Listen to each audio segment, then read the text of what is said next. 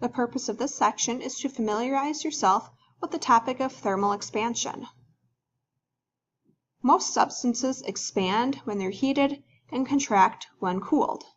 They expand in all three dimensions: length, width, and thickness, not just one dimension. This expansion is due to an increased size of vibrations in the atoms and molecules in the substance. As an object heats up, the atoms and molecules start moving faster, bumping into one another and causing the material to expand. As an example, this takes place every time fuel and air are burned in an engine's cylinders. However, all materials do not expand and contract at the same rate. For example, an aluminum component will expand at a faster rate than the same component made of iron. This is why aluminum cylinder heads have unique service requirements and procedures when compared to iron or steel.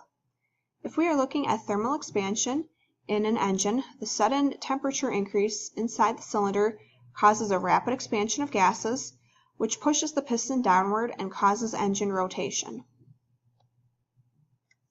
Some everyday examples of thermal expansion might be on bridges. The metal teeth on the edge of the bridges allow for the bridges to expand or contract without crushing itself. Roads expand and contract with change in seasons. In the summer, on really hot days, you can get highway explosions, which are caused when the cement has no other place to expand but up. When you turn on hot water in your house, the copper pipes will expand and maybe even make some noise.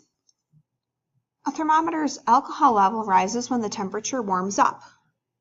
Engine parts all expand.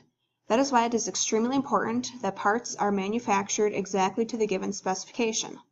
Otherwise, you might have a part that expands too large and might cause something to tear apart in the engine.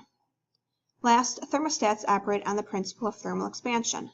There is a bimetal strip in a thermostat that closes one of two circuits, telling the furnace it needs to turn on or off. In the next video, we will look at how we can solve for the amount of thermal expansion.